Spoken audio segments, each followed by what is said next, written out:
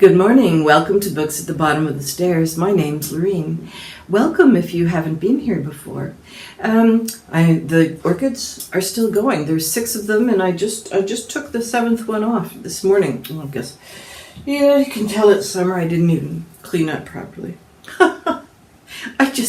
Cleaning and the summer are 2 things that don't always go hand in hand. So, yeah, lots hidden below the camera line.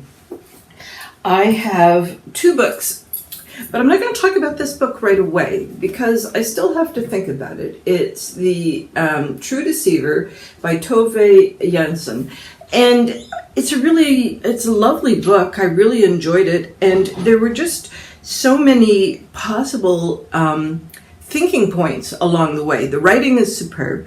There are 2 reviews that were done 2 or 3 years ago, which when I get around to talking to this book properly, I'll link them because they've done a fairly good job of describing the contents of the book. But I was expecting to find someone to talk about it in a sort of how it impacted them as a reader, which I haven't found yet. But this is really, if you're looking for a short book for summer, this is definitely a good one to grab. But I will pay more attention to it in the future. The next book I've got to you, The Dictionary of Lost Words by Pip Williams, was given to me by a friend in Ottawa. And thank you very much, Diane. And she really enjoyed it, thought I would too, and she was right. It's about Esme, who was born, how did that work? She was, the year that she was born, I think, was sort of 1882. So it takes place kind of 1886 to 1924, and then there's an epilogue at the end that takes us into the 80s. So we see Esme not so much in terms of years, but in terms of words, because her dad works for the Oxford Dictionary. He was on the team that did the collection of words and determining what was going to be the definition, and if they could figure out what's not ever said, so maybe I'm making an assumption, is how some of the dictionaries will tell you whether it comes from Greece or Romanian or, like that kind of origin point. They don't talk about that. So she's talked, the chapters are more in terms of the headings of the book as the dictionary. So this, I couldn't figure it out at first. This takes place from batten to distrustful. So at the top of dictionary pages, you will get the first word on the page and then the last word on the page. So it took me a couple sections to figure out what was going on, because there was one section called not polygamy, but something like that, and dash sorrow, and I thought, what am I looking at? So as her dad is working on the dictionary, she's growing, and she's learning just by osmosis what is the kind of questions that are asked of a word, and how does a word get put into a dictionary, and what are the sources that give authenticity to the word.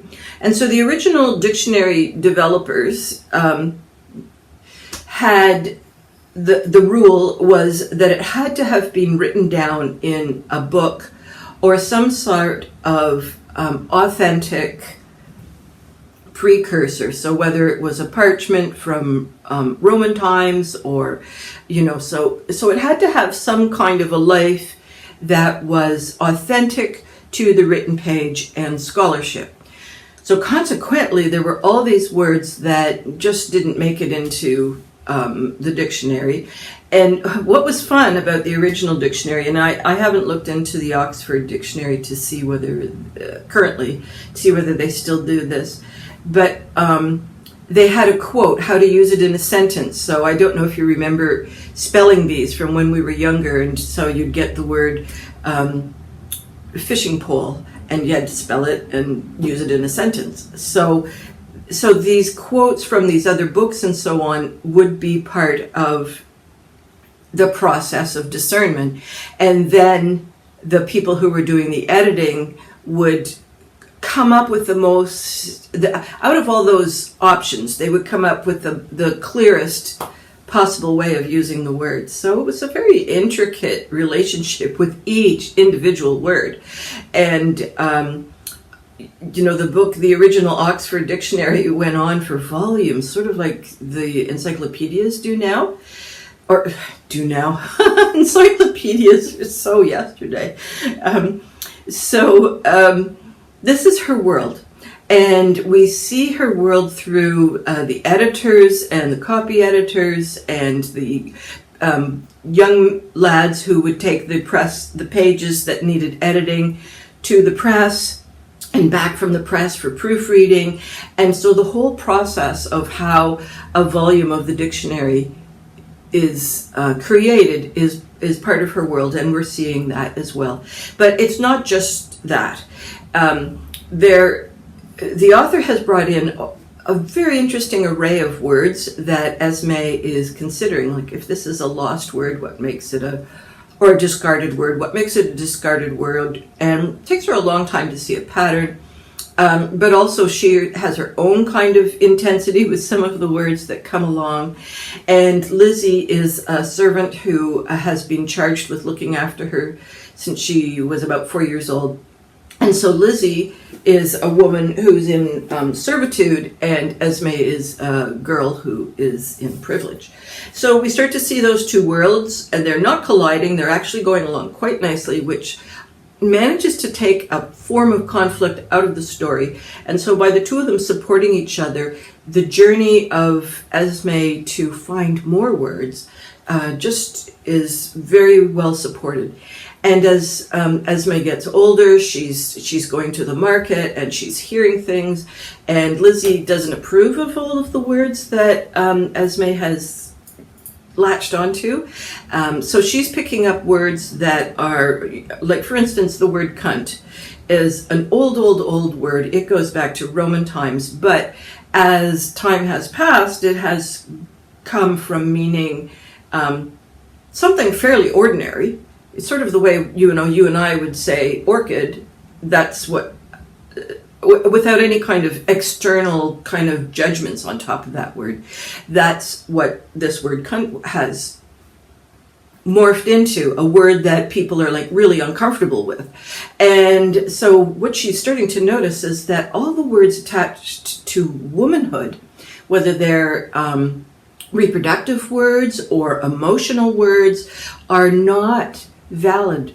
They are either not having any kind of this pre-documented authenticity rule attached to them, or they're in common usage, which everybody's going, well, they're just common words, we don't need those common words, or they're being used by people of lower social class, and so that is another reason why these words would be discarded. So Esme she's not really organized. She's in the process of coming to the market with Lizzie. She's developing a sense for a spectrum of society. So simultaneously, while this is happening, there's two things going on. She meets a lady called Tilda, who's an actress, and her brother Billy. So she gets drawn into the theater world. Tilda's an amazing actress and is a lead role in Much Ado About Nothing. And Billy, her brother, is she's looked after him since he was a newborn. She's about 10 years older. And so the two of them have been chugging along through the acting world, and he's just really devoted to his sister. But he likes Esme. And they don't fall in love, but they fall into exploration. And things happen. And Billy and Tilda move on, and Esme has some hard decisions to make. And this is part of her next part of her life, is what are the consequences of that relationship and how is that going to factor into her current life. And she's made a decision not to ever marry. And she's supported by her dad, who would like to see her married, but doesn't. He's not going to, split a gut over it.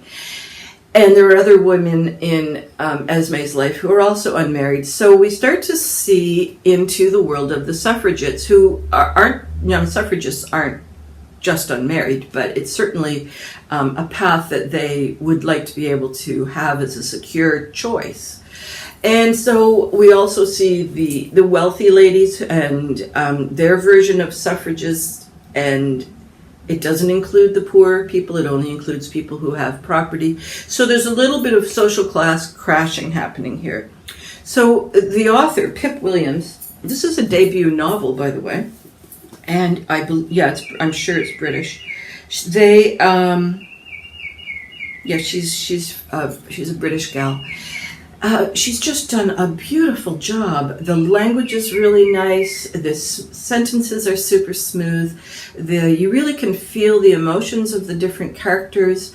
You can see, because Esme is in this scriptorium where this dictionary is being developed, she's in this sort of very reclusive environment, but because she's got this curiosity and, really sharp intelligence, she goes out into the world and brings things back. And her dad is very open to Esme's discoveries, but the rest of the men in the scriptorium, not so much. So there's some conflict inside the scriptorium, and there's some conflict outside in the greater world, but like none of it is explosive. None of it is being dragged through the whole novel. There's episodic tensions as Esme matures. And so this is a book of maturation in so many ways. We've got Esme growing up chronologically. We've got her developing as a scholar. We've got her developing as a single woman in a society that is like not really pro that. We've got the dictionary maturing and the approach that as a volume is finished, like A to B was finished about just when Esme was about 4 or 5 years old. So by the time she has reached her 20s, for instance, there's a whole bunch of new words that have come in with A and B. So they are being reconsidered. And so we've got the dictionary developing as well. Plus, as the dictionary is growing in validity, as the different volumes are being printed and sent out to the public, we've also got like a scholarly maturity developing around this document, because scientists are starting to appreciate what a dictionary can do. So we see inside a bunch of libraries that if you like libraries, there's the Ashmolean and the Bodleian, and then there's a couple attached to some of the colleges, and it all takes place in Oxford. So the whole world is very scholarly. We also see inside printing presses. So there's so many little worlds that Pip Williams takes us to. There's a tiny bit of travel, not a ton. And even though the people don't travel particularly, we start to see the world, the larger world, a little bit through people sending in these words. But then when war is declared in, 1911? I can't remember the exact date of the start. All of a sudden words start to not come anymore. So like, it's another way that words are being lost is because, like what's happening to the mail, but also what's happening to the people who donated those words and so on. So, I think it's an excellent book. This was written in 2020? I think so. So I haven't gone online to see whether there's whether this lady has, 2020, whether she's written a second book or not. If she has, that would be really worth following through on. But I imagine this one took a lot of work. It's so well considered. So this gets a 5 out of 5 for me. Let me hold it up for you so you can see the cover nicely. Yeah, this gets a 5 out of 5 for me, and that's nice. It's nice to have a 5 out of 5 every so often, don't you think? I give them to the middle grade books a lot, but to adult books, not so much. So I don't know what. Oh yeah, I do know the story. The story begins with grandmothers, or grandmothers begin the story that's next on I'm about 10 pages in, and it's a good book. I'm enjoying it so far. So. I will talk to you next time. I hope all your reading dreams and adventures continue to come true. And I will see you next week. Bye-bye for now.